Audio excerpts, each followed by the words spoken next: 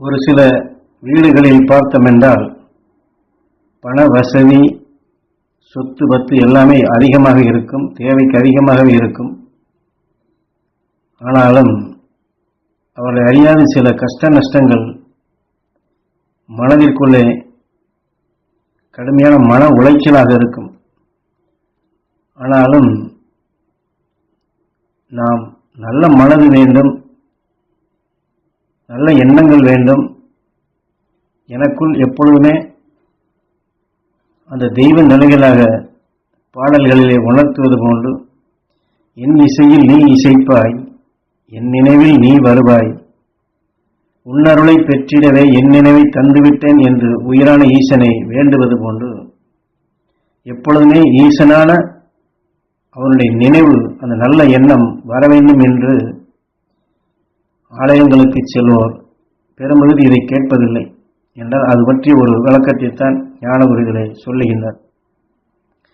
இங்கிருந்து திருப்பதிக்கு செல்லுகின்றோம். ஆனால் பெரும்பகுதி திருப்பதிக்கு செல்வோர் அனைவருமே பணம் கொடுப்பார், செல்லம் செல்வாக்கு என்றுதான் எண்ணத்திலே தான் பெரும்பகுதி செல்லுகின்றார். நல்ல மனது கொடுப்பார், தங்கத்தை போன்று மங்காத மனம் கொடுப்பார் என்று யாரும் செல்வதில்லை. ஆக உண்டியலிலே பணத்தையோ நகைகளையோ மற்றவர்களையோ போட்டால் அதற்கு பதிலாக நமக்கு நிறைய கொடுப்பார் என்ற உணர்வைத்தான் வளர்த்துக் கொள்கின்றார்கள். அப்படி வளர்க்கும்படி நான் வழிகாட்டவும் செய்கின்றார், யாருடைய குற்றம் அல்ல. ஆனால் முதலில் சொன்னது போன்று பணம் வருகின்றது. ஆனால் அதற்கு பின்னால் வரக்கூடிய நோயையோ, அதாவது மனநோயையோ, உடல் நோயையோ, வினைகளையோ மாற்றுவதற்கு வழி தெரியவில்லை. சம்பாதித்ததை டாக்டரிடம் கொடுக்க வேண்டும், குடும்பத்திலோ உடலிலோ எதிலோ சிக்கல் என்றால் ஏமாற்றுபவரிடம் அந்த பணத்தை கொடுக்க வேண்டும். அதுபோன்று மந்திர தந்திரங்கள் நீக்க வேண்டும் என்று அவனுக்கு கொடுக்க வேண்டும், யாகம் செய்வதற்கு கொடுக்க வேண்டும். பணம் வரும், இப்படி பகிர்ந்து சாப்பிட்டுக் கொள்ள வேண்டியதான். ஆக மொத்தம் நமக்குள் விஷம்தான் மிஞ்சி இருக்கும்.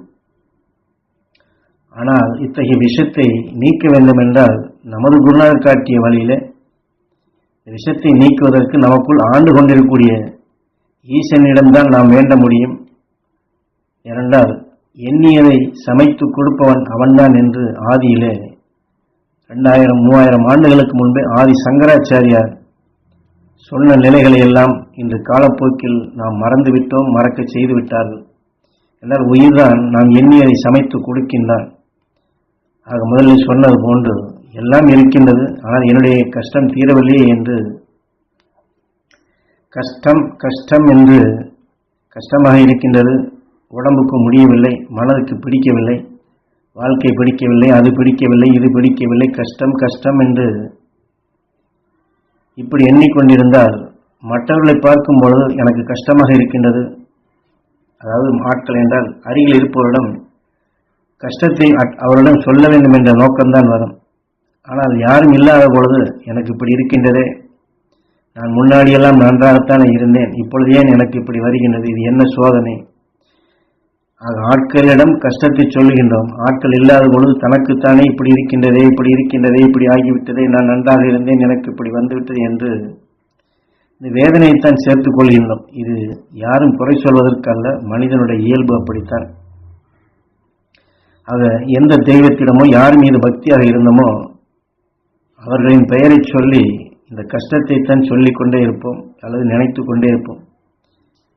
அதே போல மற்றவர்கள் இந்த எண்ணங்கள் இருந்தால் இப்படி செய்கின்றார்களே, எதிர்காலம் என்ன ஆகுமோ என்று மனதிற்குள் அதை தியானம் செய்வோம்.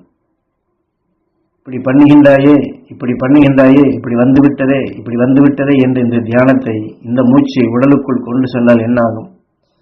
கைகால் குடைச்சல், உடலிலே எங்கெங்கோ ஏதேதோ வித்தியாசமான வலிகள், இங்கே வலி அங்கே வலி, இதுவாக இருக்குமோ அதுவாக இருக்குமோ, உடலை விட்டு போய்விடுவோமோ, என் மனதே சரியில்லையே, என்னால் வீட்டில் இருக்க முடியவில்லை, சாப்பிட முடியவில்லை, எந்த வேலையும் செய்ய முடியவில்லை என்பார்கள். வீட்டில் வசதி இருக்கும், காசு இருக்கும், பணம் இருக்கும், டிவி இருக்கும், எல்லாம் இருக்கும். எல்லாம் இருந்தால் கூட என் மனது வீட்டிலே இருக்க விடமாட்டேன் என்கிறது என்பார்கள்.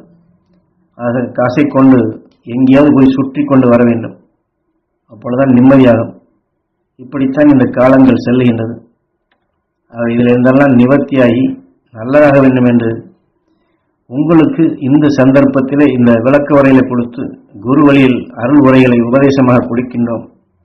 ஆக இந்த உபதேசத்தின் நிலையில் நீங்கள் உற்று கேட்டு பதிவாக்குவதற்கு அவனிடமே ஈஸ்வரா ஈஸ்வரா என்று உங்கள் உயிரிடமே வேண்டுங்கள், அவனே எண்ணுங்கள். அந்த துருவ நட்சத்திரத்தின் பேரருளும் பேரொழியும் நாங்கள் பெற அருள்வாய் ஈஸ்வரா என்று ஒரு 10 நிமிடமாவது அந்த சந்தர்ப்பத்திலே மனதை மாற்ற ஈஸ்வரா என்று உயிரை எண்ணி துருவ நட்சத்திரத்தின் பேரருள் பேரொழி நாங்கள் பெற வேண்டும். துருவ நட்சத்திரத்தின் பேரருள் பேரொழி எங்கள் இரத்த நாளங்களிலே கலக்க வேண்டும். துருவ நட்சத்திரத்தின் பேரருள் பேரொழி எங்கள் உடல் உறுப்புகளை உருவாக்கி எல்லா அணுக்களிலும் பெற வேண்டும் என்று தலையிலிருந்து கால் வரை ஒரு நிமிடம் கண்களை திறந்து ஏங்கிவிட்டு பின் ஒரு நிமிடம் அப்படியே உடல் முழுவதும் அந்த துருவ நட்சத்திரத்தின் பேரருள் பேரொழி படர வேண்டும் என்று இப்படி சுழற்றி கொண்டே இருந்தால் போதும். சிறிது நேரம் இது செய்தால் இந்த சந்தர்ப்பத்தில் நமக்கு ஒரு தெளிவு உண்டாகும்.